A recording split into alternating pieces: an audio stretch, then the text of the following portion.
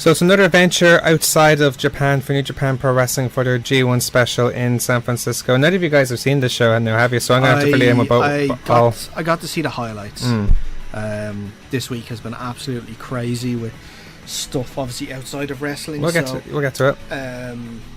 I haven't had the chance to actually sit down and watch stuff properly. It's been like highlight videos.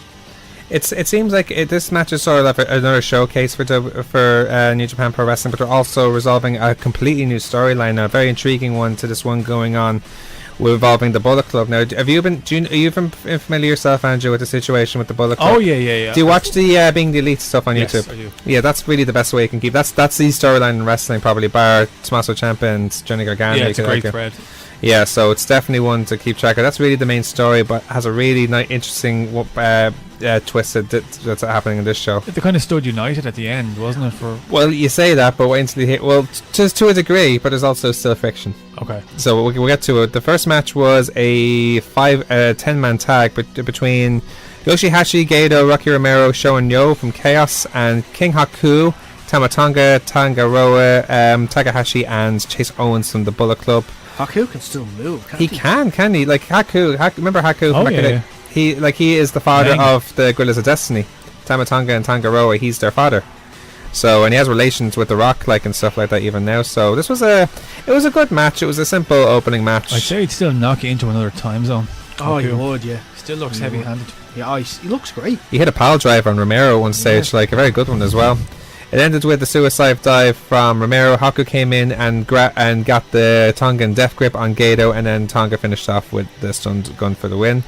In a tag team match then, Tomohiro Ishii and Toru Yano took on Minoru Suzuki and Zack Sabre Jr. Both of them were fresh off a very successful weekend, Strong Style Evolved weekend in the UK the weekend before, where Minoru Suzuki regains the British Heavyweight Championship from Rev Pro in the UK, which they have links with New Japan. Yeah. And Zack Sabre Jr. and Minoru Suzuki are the tag champs as well, so they have all the gold over there at the moment. So, and the rivalry that Suzuki and can you imagine anyone, like, are you familiar with Ishii and Suzuki? Yeah, no, all the names. I just don't follow it as closely as I. Can you think of a better rival for Suzuki than Tomohiro Ishii? No. They just go at it straight away, kicking the crap out of each other. And then you have Zack Sabre Jr., who's trying to go away from the taunts of Toru Yano. And the finish was actually cool, because Sabre blocked a low blow with his legs, and then did a European clutch to try and win. He blocked another one then with his legs, but then he's like, "Oh, I got you now," and then Ishii came in with a lariat, and that was that. As in blocking and putting his two knees together. Pretty much, yeah. But rather than go for a submission, that's how he beat him last time. Where he blocked a low blow and ended up submitting him with an octopus stretch or something like that.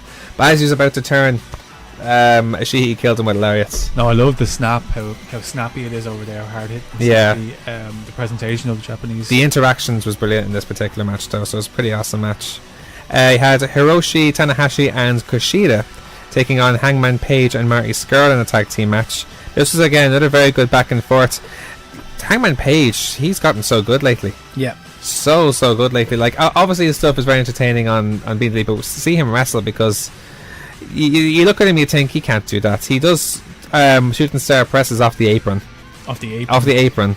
Like, and the way this match was won, though, like, the Page hits the buckshot lariat, where he does like the Princess Seam thing over the top rope, and then does a clothesline. Like, just little things like that, which not many wrestlers can do. Like, in the end, he won the match and won the right to passage, which is like it's like a reverse tombstone where he has the legs on the back. It's like he's going for an Alabama slam, but he ends up turning it into a tombstone from the back. Yeah.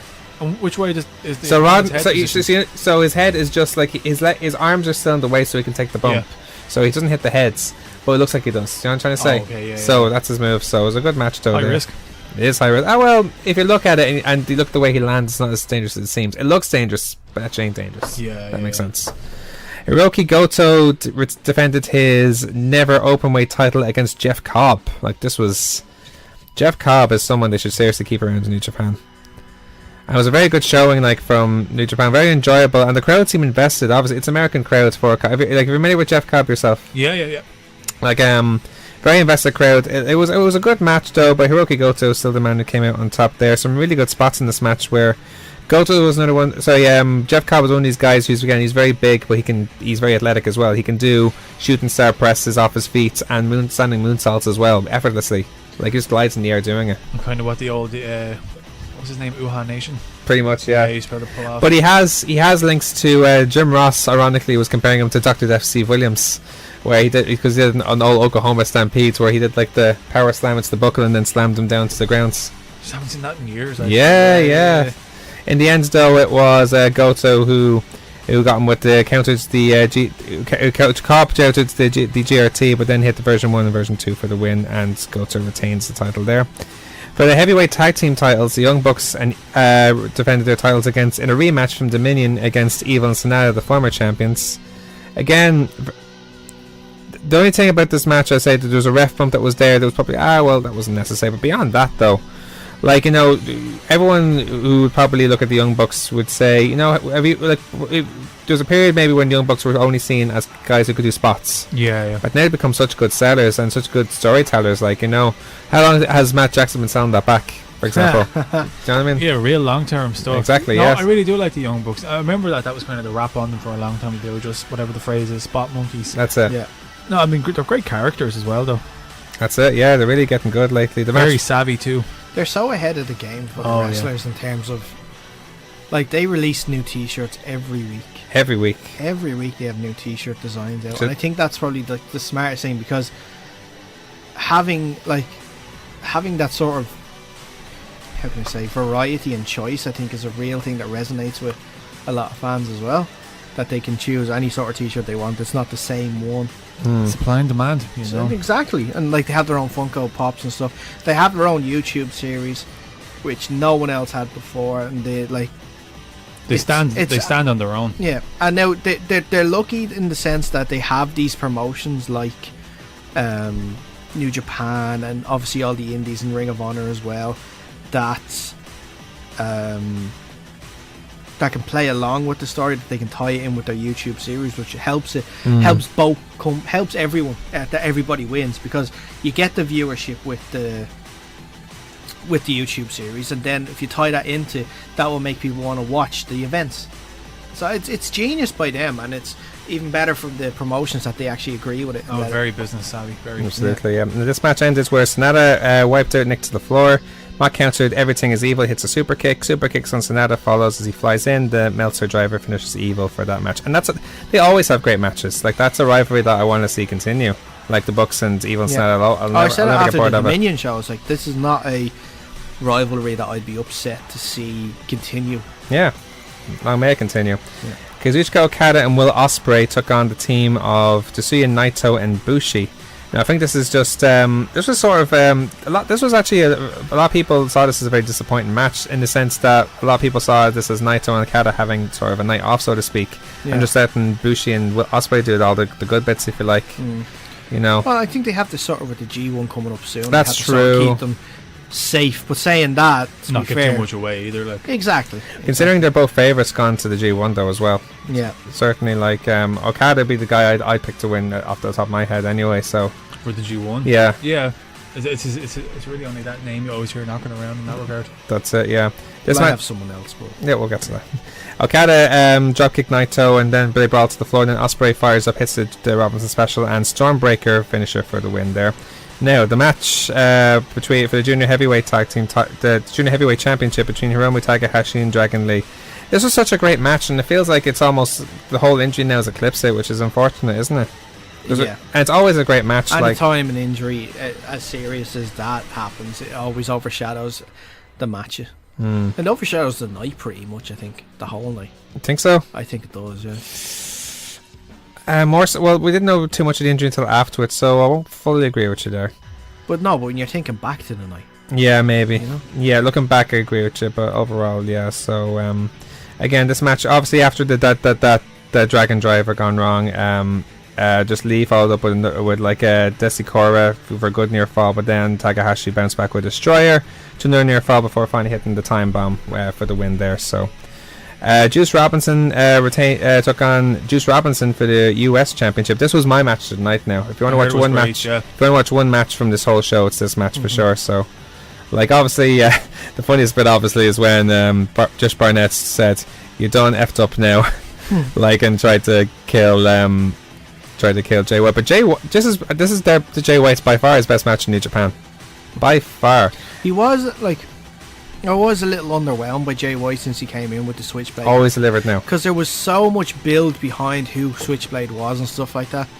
And I wasn't disappointed to see Jay White add Switchblade, but just some of the matches I thought were just a little underwhelming and disappointing. There was concerns for both Juice and Jay, because here's Juice, who wasn't really the most over man in.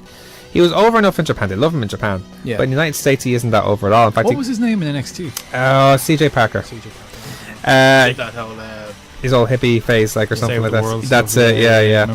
In this case, he was not the most over person in the United States. He had a whiff of Reigns of him, if that makes sense. Okay, a whiff of Reigns. Say no more. I think they just see him. They just remember him as the failed NXT guy. So yeah, but in this case, like, they were well behind him, and White's got some proper heats. Yeah. Like, not so much from the JR thing, but from impersonating them and trying to exploit them and stuff like that. Yeah. So for me, this match, he feels like a rising star now, and here's White continuing to evolve as a improve this game, because he was a ruthless heel, a really ruthless heel. Like, all the tactics he tried to use, and it really helps both men's momentum now going into the G1, because I can't see either of them winning, obviously, but certainly I can see. I think they're going to be facing each other. I think. Who's your pick again? Oh, Mike picks Okada. Yeah. But certainly they're going to. I feel like there's always someone there that's a dark horse that will do well. It could easily be either Jay or Juice. I reckon more Jay. Yeah. I feel that could be his time to come up, but who knows? It could easily be Juice as well, especially now with his momentum in the US title. True. Yeah. So. And the main events, Kenny Omega against Cody for the IWGP Heavyweight Championship. This was it was actually a really, really good match. It ends the situation now with Cody now. It's the blow off, really. It's a blow off, really. Yeah. The match ended where there was actually a lot of good spots in this match. Like, there was a lot of weapons used. There was a spot where Cody superplexed Omega off from the ring, from the ladder all the way down to the ring. That was a hell of a superplex. Seen the gif. Oh, that was madness. That table spot though was pretty it was awful. Yeah, where Omega tosses Cody over the ring and the table doesn't break, and the way he hits his head bounces is awful. His head off the table, literally. And in a way, you almost think that was well booked, because everyone was concerned from the Young Bucks. He's taking time off, isn't he, Cody? Well, to do a movie. Anyway. Yeah, I heard about that. Yeah, is he doing a movie? No, a TV show. Yeah, Arrow. He's going back to Arrow. I think it probably would be Arrow. I'm most likely Arrow. I Yeah. love seeing some Stephen Amell. Yeah. Anyway, the double hook pile driver for 2, and then another V-trigger, and One Winged Angel finally connects for Omega to win. It's after the match where it gets interesting, though, because Omega helps Cody post-match, just feet after the match. Cody leaves, and he brags about the whole performance of everyone in New Japan, but in particular Cody. And as they celebrate with the rest of the Bullet Club, Tama Tonga attacks Omega from behind.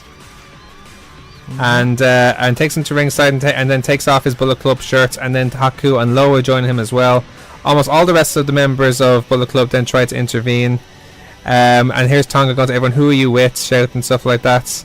Then Cody limps his way out, Tonga handing him a chair, but he attacks the Tongans before Haku apologizes for chases out of him.